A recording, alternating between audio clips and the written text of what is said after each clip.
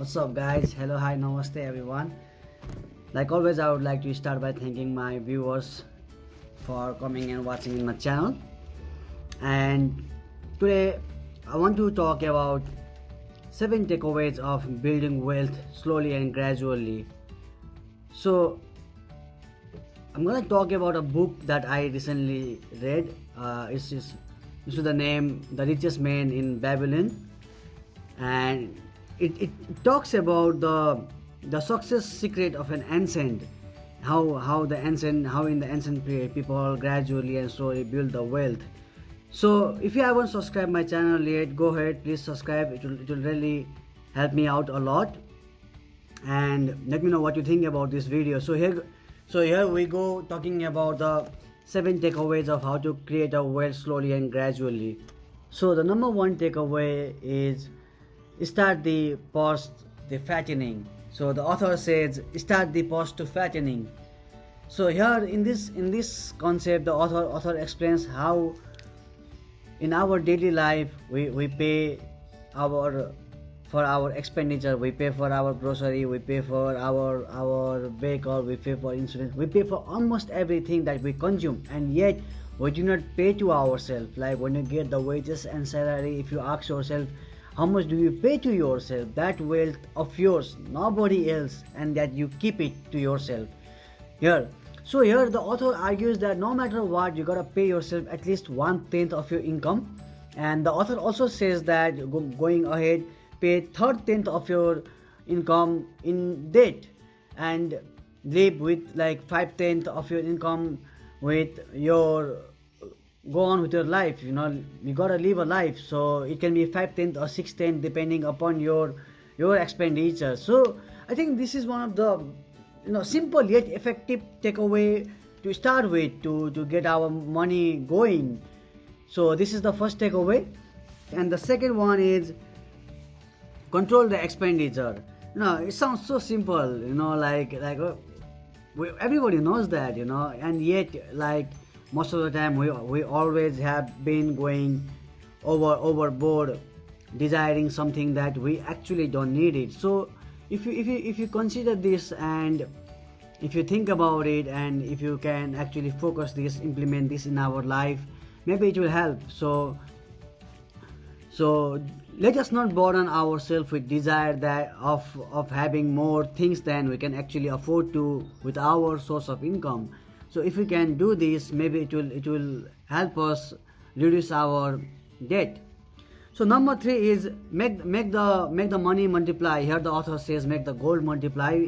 So for an easy communication, I'm gonna say make the money multiply slowly and gradually. The 1/10 of the money that you save, when you get a good investment opportunity, if you put that money in your investment portfolio, slowly and gradually you can make a money multiply. Like, back in the ancient times, people used to loan the money to other merchant, or to the people they believe will give them the principal plus certain amount of interest back.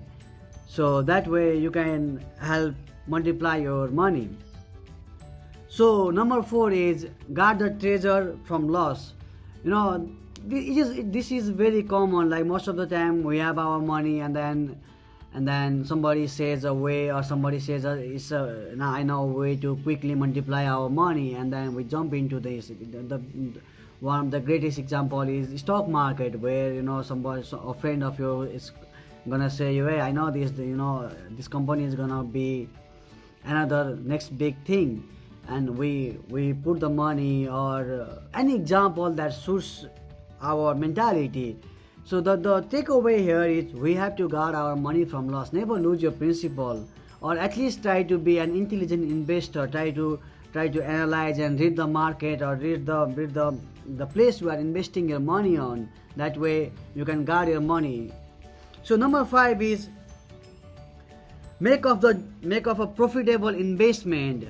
In here the author says that once you have your money separated, once you have started controlling your expenditure, once you have had a good sense of investment, it is better if you owe something, or if you live a very secure secure life. Here the author gives an example of owning a piece of land where you have your own house and you don't have to pay money for the rental purpose every week, every month. Over a period of time, paying of rent to some landlord compounds to a lot of money. So in the right amount of time, when you have right saving, it is wise for an individual to owe a piece of land or owe a property where he lives, and he no longer has to pay the money. And guys, in this point, let me know what you think in this point, because I think that the number 5 takeaway point can still be brought on. So the sixth takeaway is ensure a future income. Here the author argues that, as an individual, you don't know what's gonna happen tomorrow. You have to you have to pray for the best and prepare for the worst.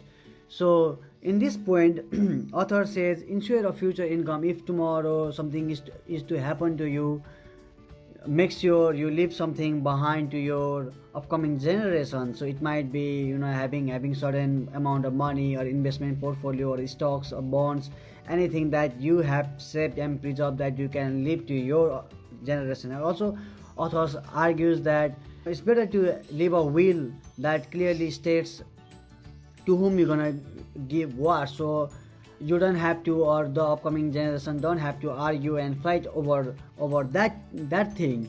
So this is another takeaway: ensure a future income. So let us go to the number 7 now. It says that increase the ability to earn. So with passing time, we have to increase our capability to earn. The concept of compound interest and compound effect of earning the money is there.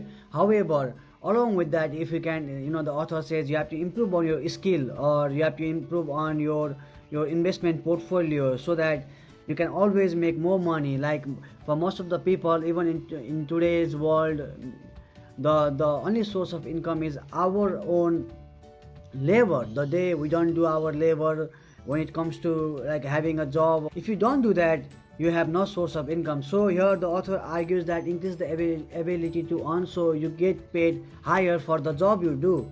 So guys, thank you for watching, and let me know what you think about this. Thank you for watching, and I'll see you until next time, guys. Thank you.